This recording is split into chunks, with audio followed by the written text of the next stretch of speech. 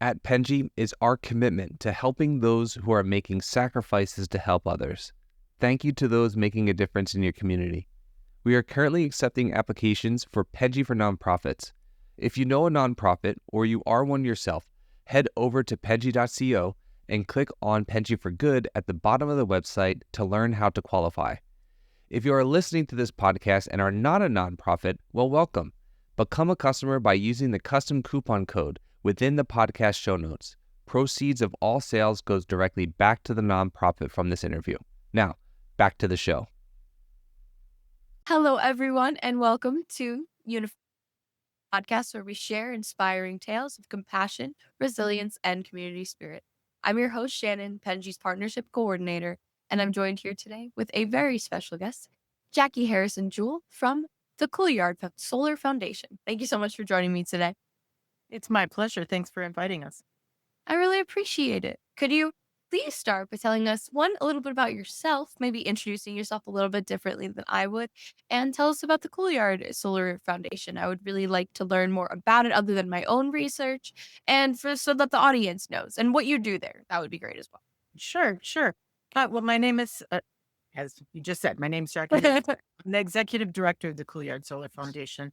I started with the foundation just over 4 years ago.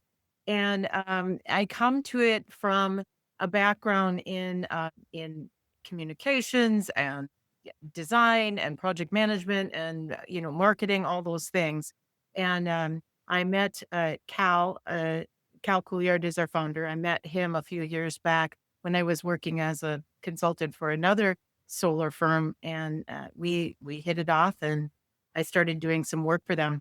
I have a lot of interests. I am an artist. I am a writer. I have family. I live in Wisconsin, and so I love the outdoors, and I love the whole gardening and conservation, going to parks, things like that. So it's working for the foundation where we have a goal of preserving our environment really is kind of a great fit for me. We're a small organization. We started about 7 years ago. Our mission is to help Wisconsin nonprofits get access to solar.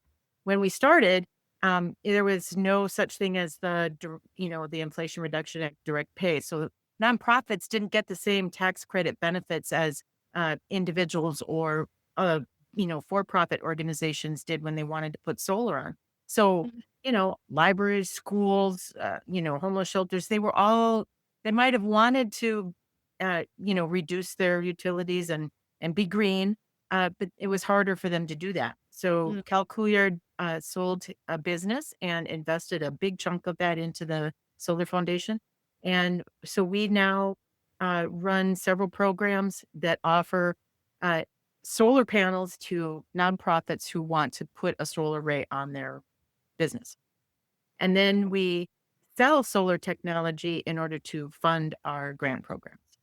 Oh, wonderful. Okay, so for the selling part, I'm assuming that's then outside of the nonprofits. So is that does that look like going door to door or asking people kind of what does that look like? Yeah, no.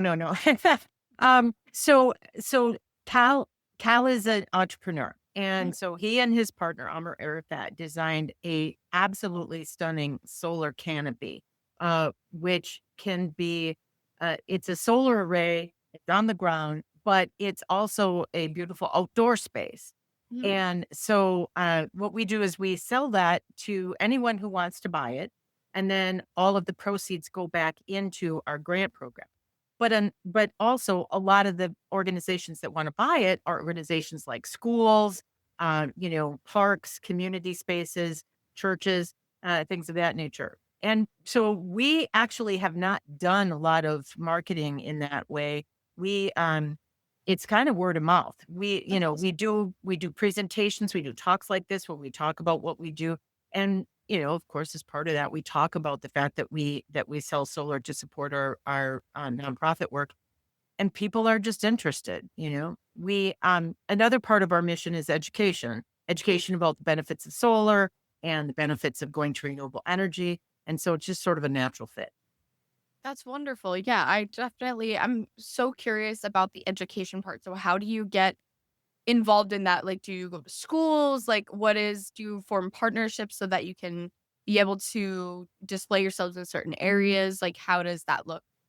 Well, we're really big into partnerships. So we have contacts with organizations all across the state, and we are also part of several coalitions and collaborations and networks as well in the Midwest. We attend a lot of events.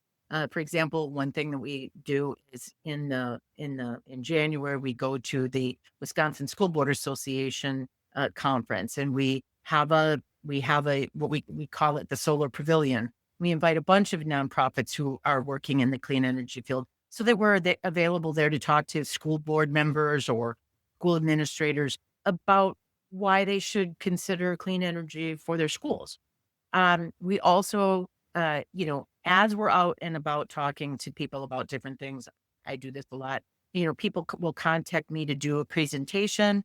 I just did a presentation a few weeks ago to a library system. The library directors all have a meeting, and I came in and did a presentation on solar for libraries. I'm going to be doing another one of those next week. And then we have another series of events each year. We put on what we call a solar series. And once a month, we have an event that we host, and we market it to people. We reach out. We have it in different locations around the state, and it's usually different themes.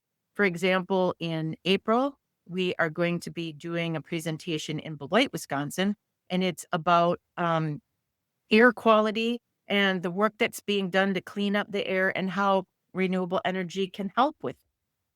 Beloit, I don't. Beloit last year was recognized as having the worst air quality in the country, and and that's tragic. It's something that we want to be able to help, and renewable energy and solar absolutely helps with reducing pollution because, of course, the more solar that you use, the less you're depending on fossil fuel to produce your electricity. Mhm. Of Hopefully course, that. yeah. Is there any okay, so for someone that maybe is um what's the word I'm looking for? Hesitant. For whatever reasons, maybe it's related to propaganda, maybe it's misinformation, whatever it may be. Um how do you kind of orient your education for that type of person? Or do you only go to people that are asking for you? Well, we will. I always say we'll talk to anybody. Ah. I will go anywhere and talk to um because really education is as much for it's just as important to talk to people who don't know much about solar energy or don't know much about the reasons behind going to solar energy as it is to talk about people who are already advocates, right? So I think the thing that we try to do is we try to reduce the amount of misinformation. And you're right, there's a lot of it out there. People a lot of times don't understand, or a lot of things, a lot of essentials about solar. Like they might think that it pollutes more, for example, than fossil fuels, which is absolutely not true. But that's a pretty common misconception that people are getting that it's pollutes more to create solar panels than the power that they would produce, which is absolutely false. Um, so one of the things that we do is we sort of talk to the people wherever we're going to go and do a talk. We talk with them beforehand about what information they would like to have, and then we sort of curate our information that we provide based on that. But it usually involves talking a little bit about how solar works. A lot of times, describing for people how a solar array works and what it means when a solar array is is attached to the grid or off grid, which means that it's just operating with batteries. It talking with people about, costs associated with solar. People a lot of times think that solar is, extremely expensive, and it is an expense. It's an Mhm. investment, but with tax credits and with various rebates, the prices have come down, have dropped like 97% in like the last 10 years. And then the other thing that people have, like I live in Wisconsin. So in Wisconsin, there's winter. Like, for example, today is a pretty dark day. And they think, oh, well, then, solar isn't any good for us here because we don't have enough sunlight. Well, we absolutely have enough sunlight. You Solar always have works. sunlight. It's just Yeah. you don't see it. Yeah. Yeah. I mean, solar works in the winter. There's such a thing as when solar is, solar cells are what's called solid state electronic uh, cell. And so when it's cold, they work better than when it's hot. And also, solar works by having light. I always use this example of my hand as the panel, right? Light hits the solar panel and starts to make energy, right? Well, we advocate for bifacial solar panels, which produce power on the front and on the back. So when it's snowy, the light hits the snow and bounces up and hits the back of the solar panels and starts producing energy, even if the top is covered in snow. So, that's kind of one of those things that we are reassuring people that when they invest in solar, that it's a good investment for them. The other thing is that solar arrays, they solar panels themselves are warranted for 25 years and they can work for 40 or 50 years. There's solar arrays out there now that were installed 50 years ago and they're still working. Of course, they're not as good as the ones now because there's been Yeah. a lot of innovation since then. But they work.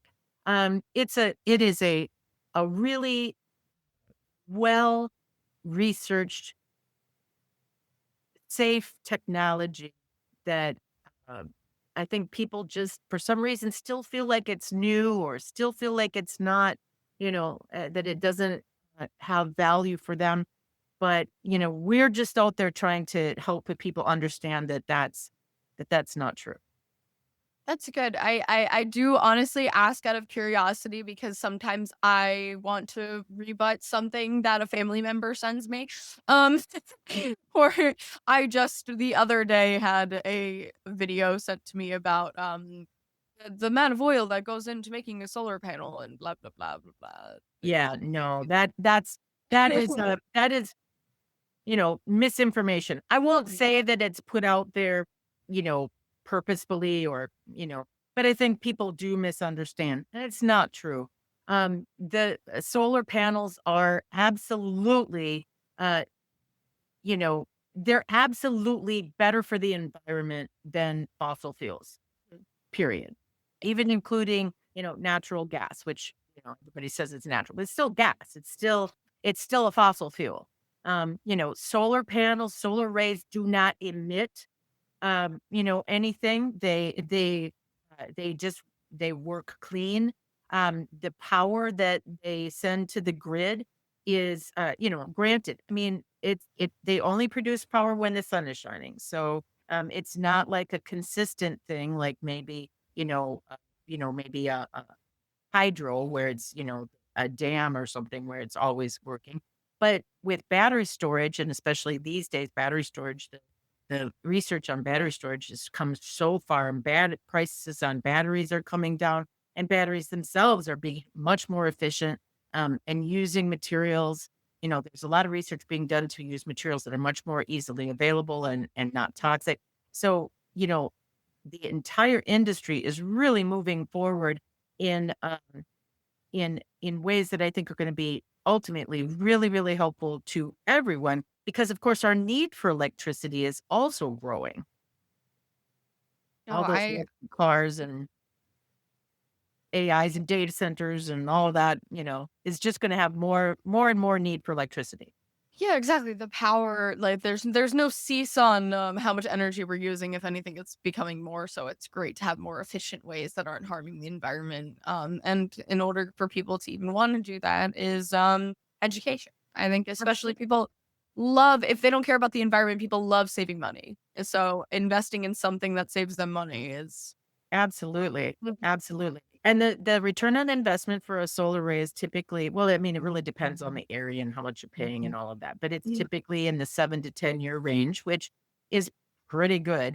And the other part of it is that, I don't know how it is across the country, but in Wisconsin, we have seen rate increases pretty much every year. We've seen our electrical rates go up. And so if you say you invest in a solar array, um, you know, that's not that payment is going to stay the same. Even if you had to finance it, that payment will stay the same. Meanwhile, your rates are going up, but you're not having to pay those higher rates. Yeah. So, you're going to see a greater savings all along.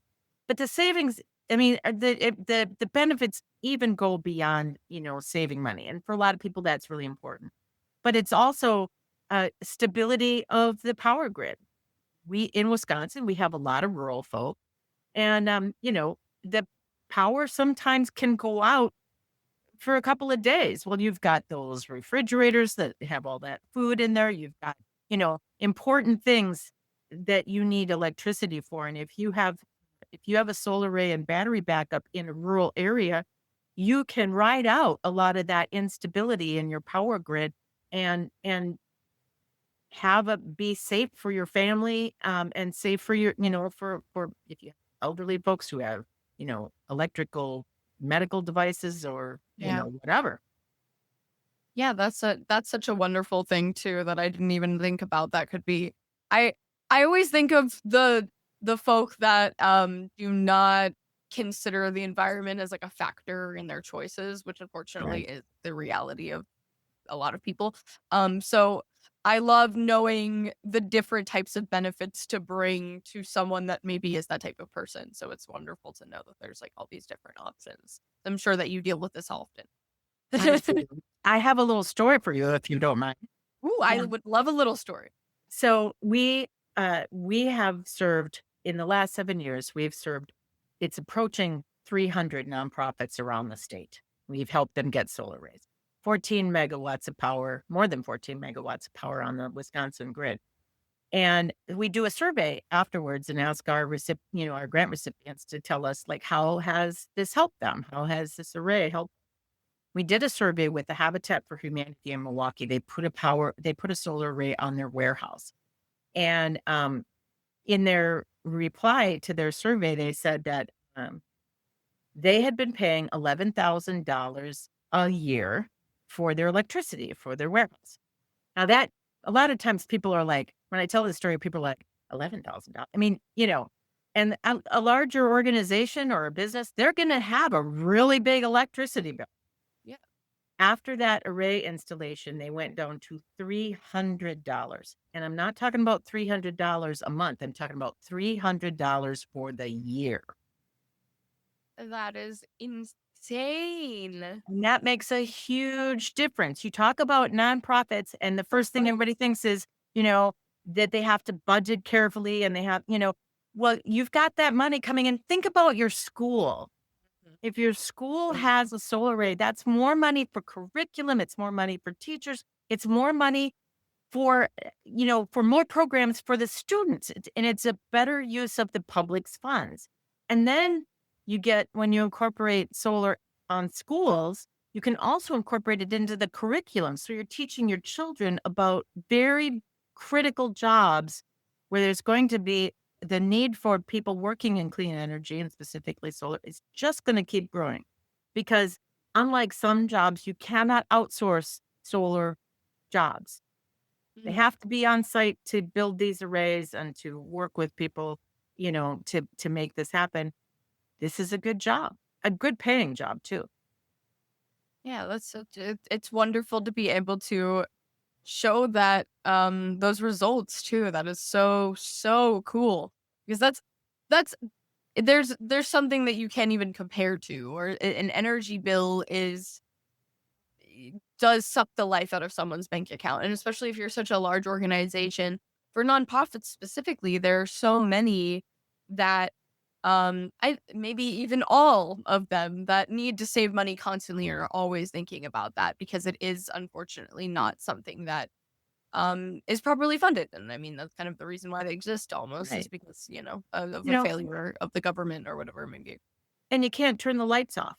I mean, you have to have your utilities. So this is a way, we really have seen our grant recipients And this is another reason why we don't need to market too much, because, word of mouth, people hear about what we're doing and they're like, I love what you're doing. I know a church, or I know a school, or I have a thing. They're finding people to bring to us. So, we at least we not to date, I don't know. You, I think that this is something that organizations, whether they're nonprofits or for profits, need to be looking at for themselves, for their bottom line, and also for the impact that they make on their community.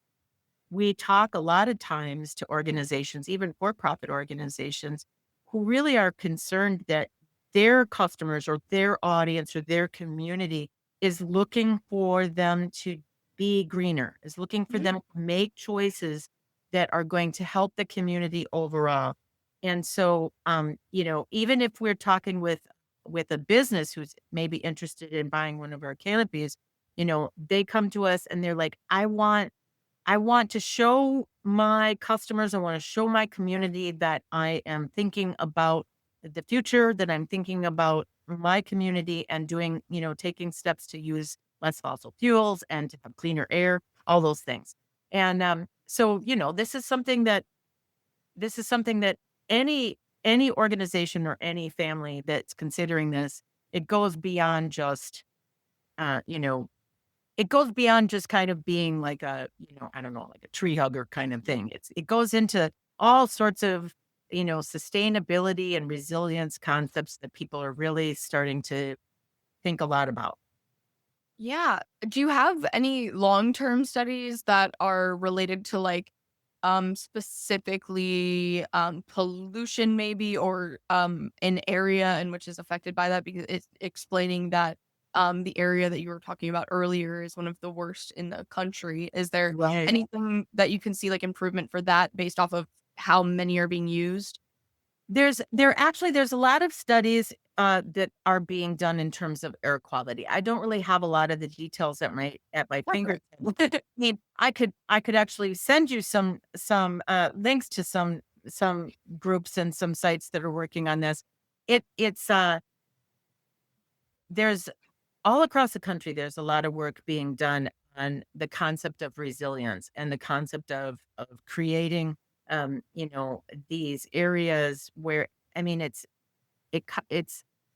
solar plus batteries, but it's also working with the community to provide spaces and support for those areas that are really hit the hardest with climate change. So that includes areas maybe where in the wintertime, like here in Wisconsin, in the wintertime, if it gets really, really cold, like Mhm. um, a couple of, not this last winter, but the winter before, they had rolling brownouts because so many people were wanting to heat their homes. So they Mhm. were like, taking, they were reducing people's availability or even shutting off their electricity for a while so that they didn't have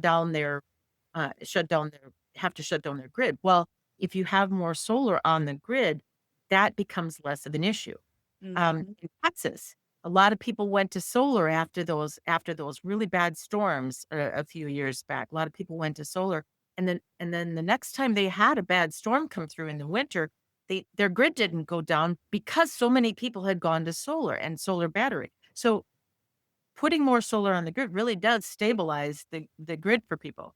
And then in urban areas, if you put in like solar arrays and uh, you add more shade the over the concrete, and you plant more trees, put in more solar. Um, it makes the entire area cooler. Mhm. So I don't have like specific things. I have articles that I've read and a variety of stuff that I can offer, but I mean, honestly, that's even better because I think it's easier for people to digest what you just said rather than maybe looking at a bunch of statistics. Me, I love statistics, but I also love what you said. So, I like statistics too. I mean, I'm kind of a geek about it. I like to get into reading about kind of the all the articles and research that supports, you know, why clean energy is so good. There's actually a couple of organizations, if people are interested. There's the National Renewable Energy Laboratory, or NREL, that has a lot of information on their site. It's just freely available to the public. And then there's the uh, Sus- Sustainable Energy. Let's see, it's SEIA. So it's Solar Energy Industry Association, that also has like statistics state by state and has information about benefits of solar and different kinds of solar and things like that. All of that has all of that is just freely available to anybody who goes to the site and wants to look in their resources. They don't gatekeep. Yeah, I appreciate that. I think that one for all the audience, thank you guys. I hope that you check these out because you should. Um and I think that those are just useful resources. I love free knowledge. Because hopefully when people investigate things that they may have misinformation on, they can access these sources and understand things a little bit better because I think that's I think that's everyone's kind of worry about misunderstanding climate change is that there's so much misinformation out there, and it's very sad because the more misinformation that's out there, the less people are caring about the environment and Right. the future of the world. It's hard to know who to trust. You Yeah, know, I mean, sometimes people will contact us and they want to ask us questions just even about solar arrays because and now I will preface this by saying we work with a lot of wonderful installers. We work with over 65 installers across the state of Wisconsin, and we have some wonderful installers. But sometimes people get nervous, and maybe an installer talks to them in language that they don't understand. So they'll actually call us and say, "Hey, I had a question about this or question about that." We're happy to answer that. But I know that sometimes if it's about a technology that maybe is, you people don't know what they don't know, and there's no reason why everyone should have to have a technical level, high level knowledge of a technology that is not their area of expertise, right? And so having a trusted source, having someplace they can go where they know that the information is good is always good.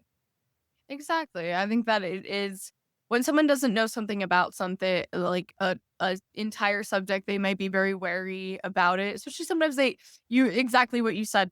People don't know what they don't know. They don't know what questions to ask sometimes because they don't understand it entirely. And of course, like I don't I understand renewable energy, but I don't understand how a solar panel works like technologically. I've seen the diagrams, but I don't understand Right. like how someone builds it, how it works, if it's installed correctly because I don't Yeah. and so it's nice to have that information out there to be able to it's also important that it's digestible for the average person as well. Yeah.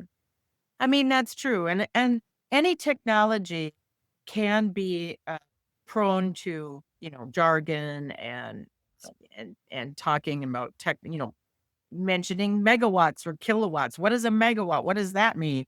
That sort of thing. And just I do have a megawatt will power roughly 300 homes in Wisconsin. So Mhm. that's you know, kind of a simple equation for people.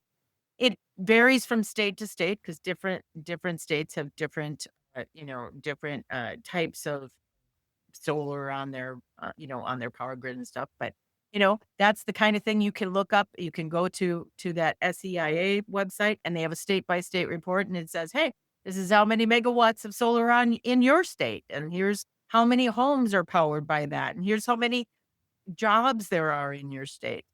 It's, it's I think it's just important for people to start to get comfortable with this idea and not think about it just like something for rich people or just something for, just something for, that it's kind of that it's a scam or that it's something that isn't valuable for everyone.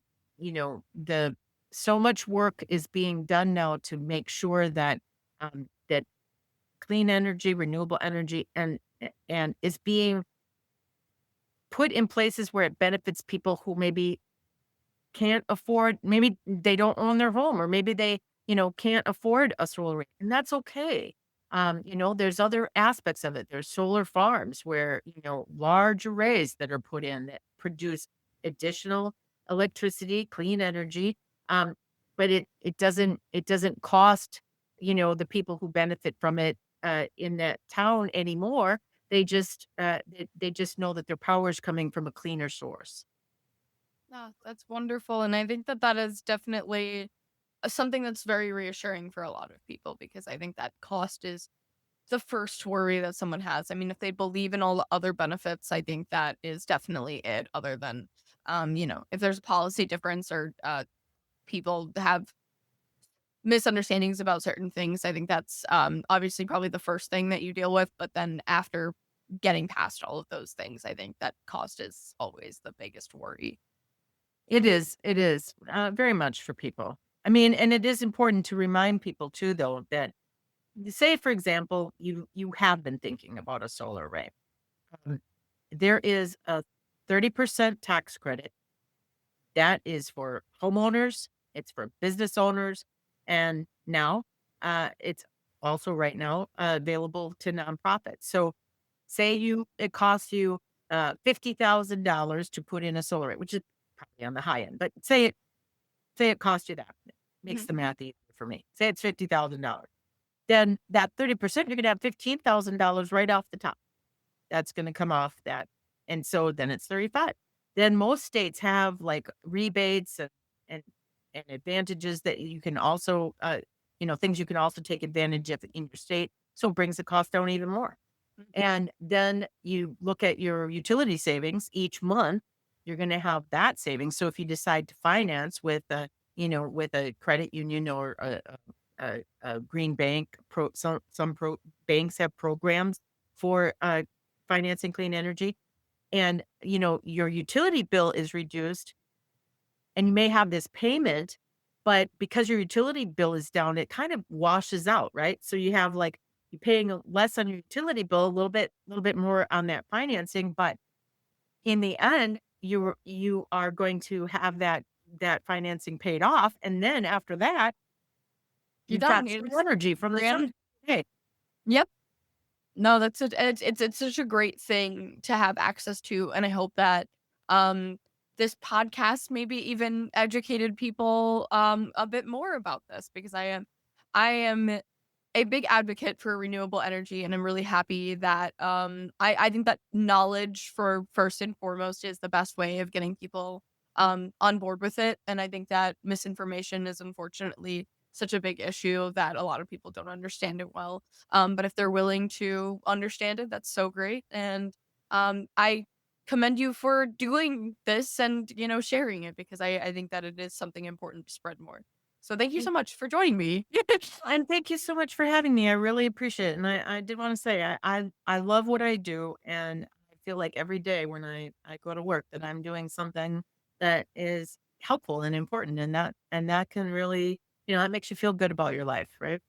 Yeah, no, exactly. You should love what you do, and that's really great that you're able to do that. And thank you so much for being passionate and excited about what you do and sharing it on this podcast. I really appreciate it, and I hope that others will listen and be excited about it too, and maybe get involved. I hope so too. That'd be great. Thank you so much again, and thank you everyone for listening again. Don't forget to check out some of the links that Jackie mentioned or the websites, and also check out Coolyard. That would be great. And thank you so much. Have a lovely day. Thank you. You've been listening to Unified Purpose, brought to you by Penji. Check out the show notes to learn more about today's guest. And to learn more about Penji, the human-first creative subscription service, head over to penji.co. And by the way, if you're still listening, it would mean the absolute world to us if you were to share this podcast with a friend and, of course, subscribe.